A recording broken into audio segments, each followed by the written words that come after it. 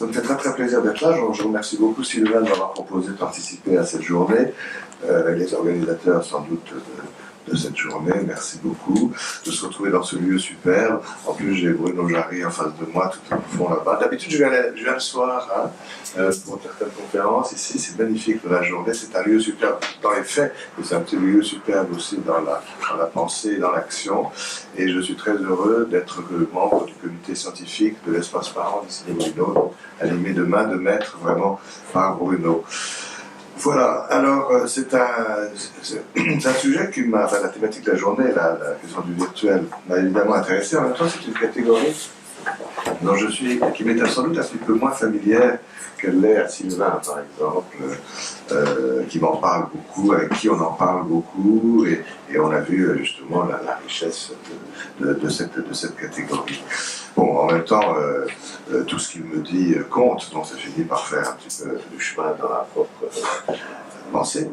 Et je me disais, effectivement, en t'écoutant encore aujourd'hui, c'est que le virtuel, finalement, est co-substantiel de notre vie, co-substantiel de notre présent, de notre actualité, à la fois du point de vue temporel et spatial, d'ailleurs.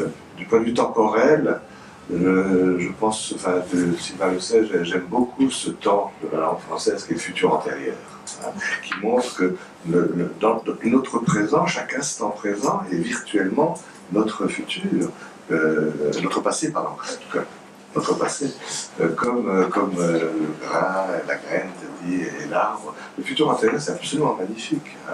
Je cite toujours pour illustrer ce roman de Joaquim Maria Machado de Assis, c'est un grand écrivain brésilien du XIXe siècle, qui a écrit les mémoires posthumes de Brás Cubas, qui est un hymne au futur antérieur, avec cette espèce de boucle comme ça dialectique.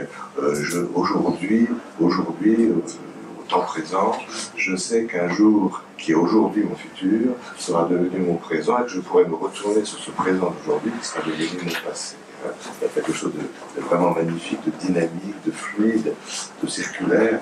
Voilà, donc notre présent est virtuellement notre passé.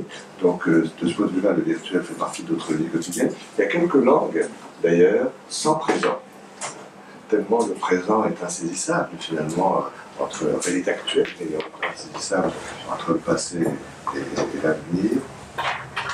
Et puis, spatialement aussi.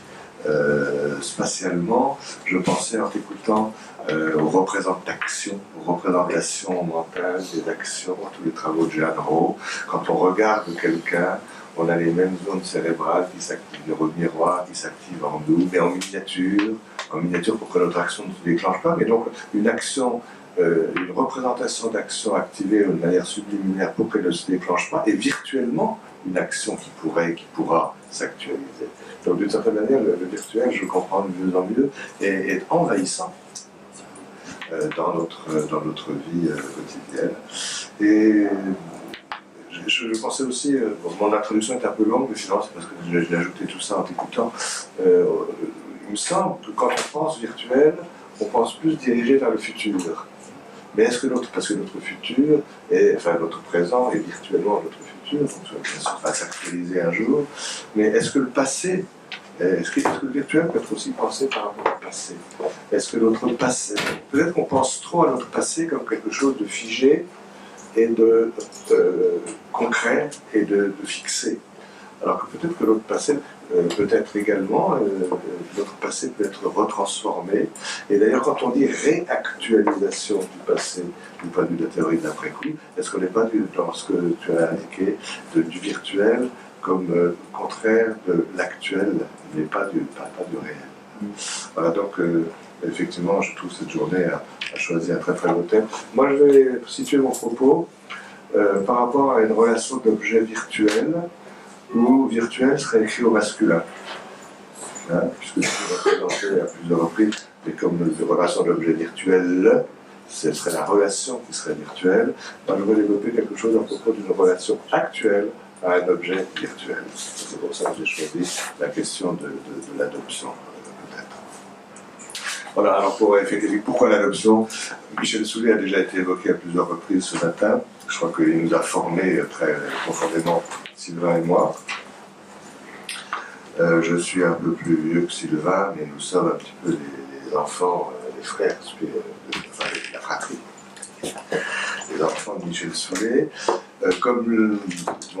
qui a longtemps, qui a fondé une des premières consultations de pédopsychiatrie à Saint-Vincent-de-Paul, était très très pionnier, hein, bien sûr pour nous tous, avec Ivo Lissi qui a été cité aussi, avec Gatkin. Hein, pour que les étudiants essayent de s'en souvenir, j'essaie de leur dire que ça fait LSD. Ivo Lissi, c'est Gatkin, c'est quand même les trois grands racines de notre discipline, sinon ça s'oublie vite. Alors je remets un petit peu de stupéfiant là-dedans, voilà, mais sinon ça s'oublie vite, on ne l'oublie pas. Michel Soulet avait donc fondé la consultation de Saint-Vincent-de-Paul, et il était alors il avait été pédiatre aussi, toute sa trajectoire, il l'a dit lui-même à la fin de sa vie, était un petit peu appuyé sur deux pieds, le pied pédiatrique, le corps de l'enfant et son corps, et puis toute une réflexion par rapport à la société, l'ancrage social. Et avec Denis Noël, ils ont été pionniers dans les réflexions sur les enjeux psychologiques et psychopathologiques de l'adoption. Et c'est sans doute parce que, en fonction de tout ce que je lui dois, que moi-même, je suis rentré un petit peu dans cette problématique et j'ai été longtemps, comme lui, membre du Conseil supérieur d'adoption. Et puis surtout, j'ai eu la responsabilité pendant quelques années du Conseil national pour l'accès aux origines personnelles, qui était une expérience tout à fait intéressante pour moi quant à la recherche des origines, pas seulement biologiques, mais aussi narratives des demandeurs. Voilà. Et puis, comme vous allez le voir, parce que je voudrais travailler quelque chose autour de la relation actuelle à un objet virtuel, le lien, je vais me centrer sur la question du lien, et le lien, pour moi, est vraiment central, puisque à Saint-Paul déjà, mais à Necker aussi, il y a trois problématiques qui m'animent beaucoup. C'est la question du développement précoce du tout petit, la question de l'autisme et des troubles du spectre autistique, comme on dit aujourd'hui, et la question de l'adoption dont je viens de parler. Et ces trois domaines, tout en étant différents, ils sont très centrés sur le lien.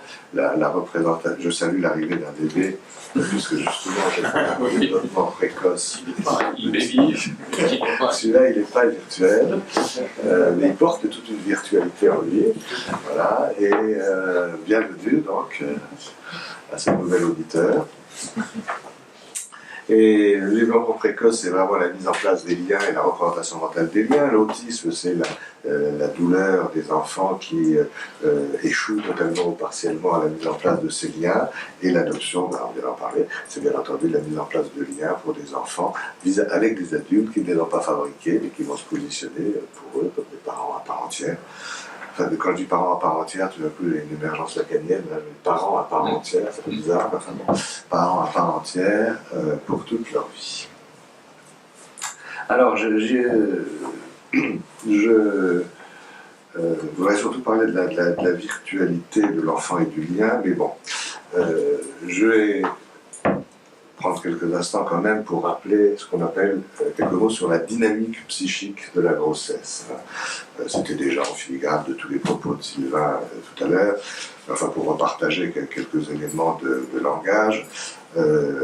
On sait cette dynamique psychique de la grossesse a été maintenant quand même assez travaillée. Le bébé, bien sûr, après la naissance, sera et restera peut-être, je ne voudrais pas vous attrister, madame, mais un étranger à demeure. C'est Anne Aubert-Bouchard, Anne Aubert-Bouchard qui avait proposé ce terme. C'est vrai qu'un enfant arrive et va déranger bien sûr un ordre préétabli qui le précède. Il arrive dans un monde où il y a déjà du langage, où il y a déjà de la pensée, où il y a déjà des relations, il va devoir s'approprier tout ça. Il est quelque part un petit peu un étranger attendu et désiré dans les bons cas, mais il est quand même étranger. Et étranger aussi parce qu'on va projeter sur lui notre inconscient. Hein, il n'y a pas de bébé qui puisse se développer sans projection, des projections annexantes et pas des projections aliénantes. On va prendre la terminologie de l'école de Genève ici, Bertrand Kramer, Francisco Palacio. Mais enfin quand même, puis si notre inconscient est notre étranger à nous-mêmes, comme dit Julia Kristeva, en le projetant sur l'enfant, c'est vrai que c'est un enfant qui est à la fois quelque chose de très familier qui nous appartient, qui a peut-être été pensé comme un clone au tout début, et qui va devenir un peu différent, progressivement, pas trop vite, pour que cette différence soit tolérable. Mais on voit beaucoup de parents d'ailleurs qui sont très étonnés en disant mais vraiment cette petite nouvelle personne-là, je sais bien que c'est moi qui l'ai fait, mais est-ce que c'est vraiment moi? Est-ce qu'elle est vraiment comme moi? Est-ce que c'est pas étonnant qu'elle soit déjà un petit peu différente de moi? Il y a tout un étonnement, un émerveillement par rapport à ce dosage particulier du pareil, pas pareil. Et donc il y a une part d'étrangeté dans l'enfant. Étrangeté parce que c'est une personne différente de nous, étrangeté parce qu'on y projette notre propre inconscient. Et en cas d'adoption, notamment internationale, parce que je travaille beaucoup avec Marie-Rose Moreau depuis quelques années, elle y apporte cette dimension transculturelle. L'enfant adopté à l'international, comme on dit, va apporter son étrangeté d'un enfant venu d'ailleurs, avec parfois des caractéristiques physiques différentes. La triple étrangeté de l'enfant adopté à l'international. Bon, mais il a beau être étranger, doublement ou triplement, il y a toute une préparation prénatale qui se fait, et qui est donc cette question de la dynamique psychique de la grossesse. Je ne vais pas la détailler, mais vous savez que c'est à ce moment-là quand même que l'enfant imaginaire, dans ses 4 grandes composantes, va se mobiliser, se réactiver. Actuellement en France, quand les parents adoptent, ils ont en gros, je pense à la mère en particulier, mais une dizaine d'années de plus en moyenne que les parents qui ont un bébé biologiquement. Moi, j'en dirai un mot tout à l'heure. Je finis sur la dynamique psychique de la grossesse biologique actuelle. Les 4 grandes composantes de l'enfant imaginaire vont donc être retravaillées, transformées, remodelées, c'est-à-dire l'enfant fantasmatique, très inconscient, très personnel, très ancré dans la vie individuelle de chacun des 2 membres du couple, l'enfant rêvé, aussi rêvé à la fois du côté du doux et du dur, rêvé au sens de Bion. L'enfant rêvé qui est plus préconscient, qui appartient au couple, qui est plus tardif. L'enfant narcissique, Sylvain l'a évoqué, His Majesty the Baby, 1914, 102 ans. 104 ans. Je souhaite à tous les articles actuels qui ont un gros impact factor qu'on en parle encore dans 104 ans. J'en suis pas tout à fait sûr, enfin bon, au passage. Voilà, je pense qu'il aurait eu un fort impact factor. Voilà, donc l'enfant narcissique, et bien sûr l'enfant culturel. Alors l'enfant culturel ou mythique, souvent peut-être que lui il est moins remanié, parce que ce sont l'ensemble des représentations qu'une société donnée se donne à un moment donné de son histoire, de l'enfant et de l'enfance. Celui-là il est peut-être un petit peu moins travaillé dans la grossesse, mais les 3 premiers sont très remaniés, avec cette idée qui était cliniquement extrêmement forte, même si elle est difficile à quantifier, de Michel Soulier, qui disait il faut que tout ce travail prénatal, qui justifie et légitime complètement les consultations thérapeutiques prénatales, justement, pour aider les gens à aller vers la parentalité. Michel Soulier disait il faut qu'à la sortie, si je puis dire, de 9 mois de grossesse, eh bien, il y ait un juste écart, ni trop grand, ni trop petit, entre l'enfant réel de chair et d'os et l'enfant imaginaire qui a été donc, comme ça, progressivement élaboré pendant la grossesse. Et juste écart, c'est l'éloge de la justesse. Pas assez d'écart, si l'enfant qui naît est exactement celui que les parents attendent, ça ne marche pas non plus. C'est l'extase, c'est la jouissance, il n'y a plus rien à désirer, on en reste là. Si l'écart est trop grand, ça peut être difficile, et notamment en cas d'adoption, parfois il y a une surprise à l'arrivée, l'enfant qui est accueilli est vraiment encore un petit peu trop différent de ce que les parents ont travaillé pendant l'attente, et il peut y avoir soit une surprise, soit une déception, voire parfois, c'est plus grave, une sorte de dégoût de l'enfant accueilli. Voilà, donc cette question du juste écart entre l'enfant imaginaire et l'enfant réel est quand même, à mon avis, demeure très importante, et c'est ça c'est cette avancée vers la justesse de l'écart qui fonde la dynamique psychique de la grossesse. Il faut 9 mois, c'est une période extrêmement importante, et avec Brad Elton, qui est mort il n'y a pas longtemps, avait décrit ce qu'il appelait les touch points, et il y a 1 ou 2 touch points importants pendant la grossesse, parce que c'est là qu'on peut toucher en profondeur par des actions relativement courtes et économes des choses très profondes dans la dynamique psychique de grossesse de chaque parent. Et puis je voudrais juste rappeler un dernier mot à propos de cette dynamique psychique de la grossesse. Bon, il y a tout le travail d'objectualisation progressive du fœtus qui va devenir un bébé, ça je passe, c'est ce qu'on a beaucoup travaillé avec Monique Wildowski, d'un objet interne à l'objet externe, mais il y a tout le travail entre l'interne et l'externe dans la psyché de la mère. Mais ce que je voulais dire, c'est que rappelez aussi les travaux de la femme de Stern, Nadia Stern, qui avait beaucoup travaillé la question du terme psychique de la grossesse. Et le terme psychique de la grossesse ne correspond pas forcément exactement au terme physique. Il y a des bébés qui naissent à terme physiquement, alors que le psychisme des parents n'est pas du tout encore prêt à les accueillir. Il y a une prématurité psychique, possible prématurité psychique sans prématurité physique. Mais le contraire est vrai aussi. Il y a des enfants qui naissent prématurément physiquement, mais déjà dont les parents sont prêts à les accueillir, et probablement dans les prématurités légères ou moyennes, ça peut tout à fait changer le pronostic de l'enfant si les parents sont prêts à accueillir l'enfant alors que la grossesse n'a encore duré que 8 mois ou 7 mois et demi. Voilà. Donc tout ça, c'est ce qu'on a appris depuis 20-30 ans, peut-être un peu plus, sur la dynamique psychique de la grossesse. Et l'idée que j'avance, avant d'aller plus vers le virtuel, c'est que la période d'agrément en France, chaque pays a sa législation, mais en France, la période d'agrément a été fixée par le législateur à 9 mois. C'est un peu symbolique et très hypocrite. C'est symbolique parce que ça rappelle bien sûr les 9 mois de la grossesse biologique, mais c'est très hypocrite parce qu'après 9 mois de grossesse biologique, le bébé est là. Alors qu'après 9 mois de grossesse psychique de l'agrément, il va encore falloir attendre un certain temps, et longtemps en France, de plus en plus longtemps d'ailleurs, puisque le nombre d'adoptions diminue fondamentalement, en moyenne 2 ans. 2 ans, 3 ans, une fois qu'on a l'agrément pour que l'enfant soit accueilli. Et d'ailleurs, l'agrément n'est valable que 5 ans, et au bout de 5 ans, il faut reconstituer un agrément. Voilà, alors ce que je voulais dire, je vais commencer à le dire tout à l'heure, mais c'est mieux là, c'est que l'âge moyen des mères, quand elles accouchent de leur premier enfant, en ce moment en France, est de 28-29 ans. Qui est, après être monté d'ailleurs à 30-31. Et c'est une moyenne, donc c'est une moyenne finalement assez forte quand même, parce qu'il y a aussi beaucoup de jeunes filles ou de jeunes femmes qui ont des bébés à 15, 16, 17 ou 18 ans. Donc pour que la moyenne soit à 28, il faut aussi beaucoup de premiers bébés à 39, 40. Et pour le premier enfant accueilli à l'adoption, en fait la moyenne d'âge est de 10 ans de plus, c'est-à-dire 38, 39 pour la mère. Et parce que la plus grande partie des adoptions sont liées à l'infertilité ou à la stérilité.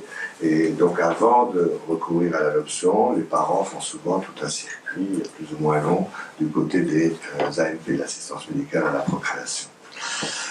Voilà, donc l'idée qui est derrière ça, c'est que plus on attend longtemps, plus ce qu'on attend est trop précis. Il y a un risque, quand on attend longtemps un bébé, de vouloir trop précisément un bébé comme ceci et comme cela, et d'accroître le risque de déception. Ce qui fait que les entretiens pendant cette période d'agrément, pour obtenir l'agrément, les parents rencontrent une psychologue du conseil général, une assistante sociale du conseil général, et puis ça dépend un peu des départements, mais un psychiatre. Autrefois, c'était un psychiatre inscrit sur une liste parce qu'il avait manifesté son désir de s'intéresser à cette question-là. Aujourd'hui, ça peut être n'importe quel psychiatre. Enfin bon, en tout cas, il y a toute une série d'entretiens et qui ne sont pas tellement des entretiens à visée sélective, comme le craignent beaucoup les parents, parce que il y a 80 ou 10 ou 95% d'agréments acceptés, l'autocensure se fait avant, il faut vraiment tomber sur un couple de parents dont les deux sont vieux, alcooliques et schizophrènes. Là peut-être, j'exagère un petit peu, mais pas tant que ça. Pour qu'il y ait un recours. Dans la plupart des cas, les gens qui se présentent sont dans des conditions où l'agrément va être possible. Mais l'agrément, qui est d'abord vécu souvent comme quelque chose d'un peu pesant. Finalement, quand tout se passe bien, les parents disent au bout des entretiens que c'est une période très utile. Ce sont des entretiens très difficiles, en fait Patrice en a l'expérience aussi, ce sont des entretiens très difficiles parce qu'on se dit mais de quel droit je vais aller enquêter sur la capacité des gens à être parents quand ils fabriquent leur enfant tout seuls, même s'ils sont vieux, alcooliques et schizophrènes, ils ne demandent rien à personne. Donc de quel droit va-t-on se mêler de ça? En même temps, on peut comprendre que la société s'en mêle un petit peu parce que par définition, les enfants qui vont être confiés à l'adoption, comme on dit, ça c'est le mot un peu langue de bois pour dire qu'ils ont été abandonnés. Et que l'abandon les vulnérabilise et laisse des traces et des cicatrices très profondes chez ces personnes-là, et que la société a quand même le droit d'aller voir un petit peu si ces enfants-là, qu'on essaye de confier ces enfants vulnérabilisés par l'abandon à des couples qui ont le maximum, qui offrent le maximum de garanties ensuite d'une certaine continuité, d'une certaine sécurité, même si cette garantie ne peut jamais être donnée à 100%, bien entendu. C'est en cela que les entretiens sont impossibles. Mais en même temps, ils sont quand même nécessaires pour essayer d'explorer un petit peu ça. Voilà, alors plus on attend, plus on attend quelque chose de trop précis, plus le risque de déception augmente. Et cet agrément, et pendant ces entretiens d'agrément, dans les bons cas, eh bien, on peut retrouver quelque chose de la transparence psychique.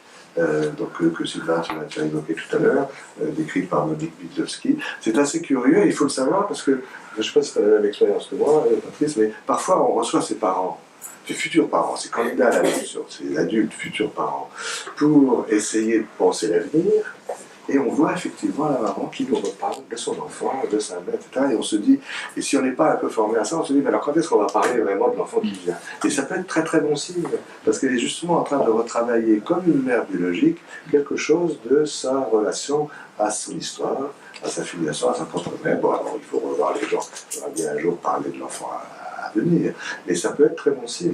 On a une dynamique psychique pendant la période d'agrément, 9 mois, qui, dans les bons cas, est assez comparable à la dynamique psychique de la grossesse chez les femmes dans les grossesses biologiques. C'est comme le mot d'enfant biologique, enfin il est dans l'usage, mais il est désastreux parce que tout le monde est biologique et personne n'est que biologique. Les enfants adoptés sont aussi biologiques que nous.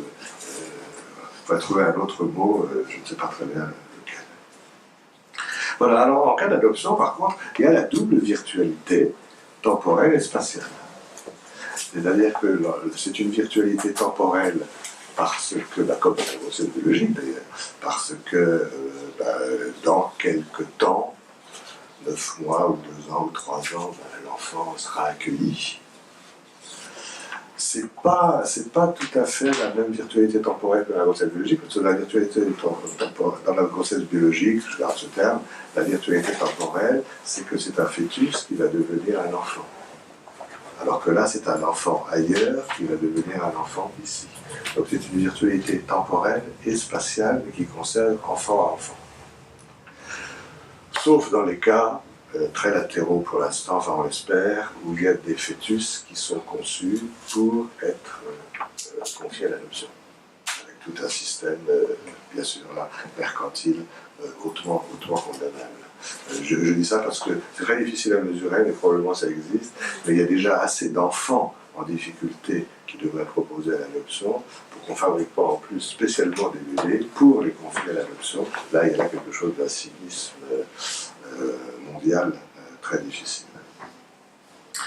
Voilà, donc c'est ce que je voulais rappeler, c'est que, enfin dire, c'est que la grossesse, la dynamique psychique des candidats à l'adoption pendant 9 mois et un peu au-delà peut être d'une certaine manière comparée à la dynamique psychique des parents qui attendent un bébé parce qu'ils l'ont fabriqué dans le ventre de la maman.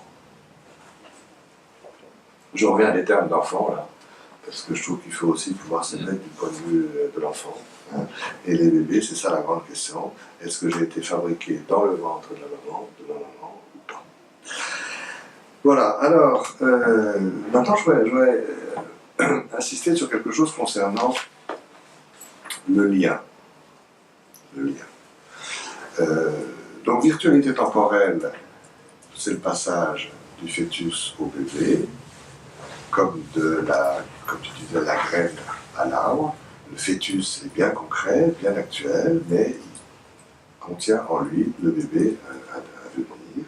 La virtualité spatiale pour l'adoption, un enfant qui est ailleurs, qui est bien concret, mais qui n'est pas encore un enfant ici, mais pour les parents, c'est sur cet ici que la virtualité porte. Et maintenant, je voudrais, alors, et en élargissant le débat au-delà de la question de l'adoption, parler de la virtualité de l'objet. Parce qu'avec Sylvain, en ce moment, et peut-être avec René Roussillon, on travaille la question de la représentation du lien. Et tout à l'heure, très tôt dans la matinée, Serge Bolissi a été rappelé, je crois que c'est toi François qui a parlé de Serge Bolissi, qui il y a donc une cinquantaine d'années avait dit, c'était dans un article de 1960 ou 61, là l'objet peut être investi avant d'être perçu. Et je crois que ça a à voir avec la médialité, cette histoire. L'objet peut être investi avant d'être perçu, ce qui avait fait couler beaucoup d'encre, et qu'on a répété ça. C'est une phrase qui est devenue comme ça un peu magique, mais difficile à comprendre, un peu comme l'ombre de l'objet est tombée sur le moi. On la répète, on la retient, et elle est quand même compliquée. Alors l'objet peut être investi avant d'être perçu. Je me dis que ça a à voir peut-être avec la représentation mentale, psychique du lien. Et c'est ça que je voulais essayer d'expliquer là, en termes de virtualité.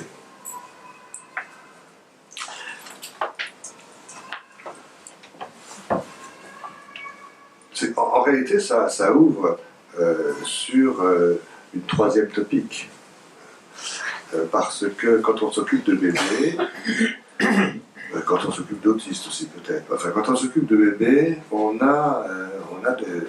le bébé ne nous impose aucun renoncement particulier à nos repères psychanalytiques habituels. On peut se servir de la théorie des pulsions si on a envie, on peut se servir de la théorie des théillages, on doit se servir de la théorie de l'après-coup, même s'il faut la transformer un petit peu pour la bonne cause. Mais le bébé exige quand même de nous une réflexion sur le plan topique. Puisque la topique dans la métapsychologie freudienne, la topique, elle a été inventée par Freud pour des sujets grands, enfin des enfants ou adultes différenciés, avec des objets externes bien repérés, des objets internes bien instaurés. Tout ça n'est pas encore le cas chez le bébé. Avec le bébé, au contraire, on dit tout le temps, depuis Winnicott, un bébé tout seul n'existe pas. On est obligé de prendre en compte la dyade, la triade, l'interpersonnel, l'intersubjectif. Donc la métapsychologie freudienne pure ne marche pas tout à fait bien. Et en même temps, parler de topique dyadique ou triadique ou de topique intersubjective est quelque chose d'un peu hérétique et contradictoire même, puisque la topique est fondamentalement intrapsychique et que ce que nous savons de la dyade et de la triade est fondamentalement interpersonnel. Donc il faut bien qu'on essaie de travailler la question du lien, ce qui est déjà commencé, bien sûr, bien avant nous, dès les années 2000, il y a Christophe Dejour, dans un autre champ, Bernard Broussel, la psychologie du lien, qui ont commencé, à propos du groupe, des KS, bien sûr, mais peut-être qu'à propos du bébé, on peut reprendre aujourd'hui la question en se disant que peut-être la représentation mentale, la représentation psychique du lien chez le bébé peut précéder sa découverte de l'objet. Alors je ne vais pas parler du bébé ici, parce que je me suis centré sur l'adoption. Mais c'est le même raisonnement que je voudrais amener dans le champ de l'adoption, en disant que ce qui est en jeu dans la dynamique psychique de la grossesse, en général, et d'adoption en particulier, c'est que ce bébé qui n'est pas encore là, ce qui va être investi par les parents, et intrapsychiquement, c'est la représentation mentale du lien avant l'objet. Il me semble que c'est assez important, parce qu'en deçà de l'objet, c'est-à-dire investir déjà ce qu'il va en être de l'autre relation. C'est-à-dire qu'on est bien dans une relation, pendant cette dynamique psychique de la grossesse, on serait dans une relation d'ores et déjà aujourd'hui actuelle, mais avec un objet virtuel qui est encore à venir parce qu'il est temporellement et spatialement ailleurs. Et donc pour moi, le mot virtuel, il est accroché à l'objet, pas à la relation. dans cette configuration-là, la relation est opérante déjà, mais ce qui est investi, c'est le lien avec un objet qui, lui, est encore virtuel. Et investir le lien avant l'objet, avant la rencontre avec l'objet, je vais dire, ça a quelques conséquences dont je vais parler, ça se joue donc en deçà de l'objet qui est futur, et ailleurs.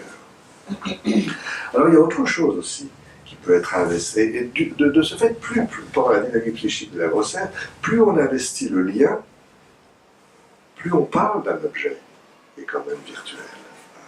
Ça me fait d'ailleurs penser, à contrario, à ce que disait André Green à propos des angoisses de séparation. À propos des angoisses de séparation ou de perte d'objet, il disait évidemment ce qui fait souffrir, c'est la perte d'objet, mais ce qui fait souffrir aussi, il était de la salle à Saint-Paul, je ne sais pas si tu étais là pour les conférences, il avait vraiment expliqué ça. Ce qui fait souffrir aussi dans la séparation, c'est la perte d'objet, mais c'est aussi la réactivation du lien vers l'objet, qui, faute d'objet, s'active douloureusement, s'intensifie douloureusement. Et il me semble que dans cette dynamique psychique de la grossesse, ce qui s'active, ce qui s'intensifie, pas douloureusement, enfin, positivement, c'est l'attente, c'est le lien en deçà même de l'objet. Et puis ce qui s'active aussi, c'est la place de l'objet.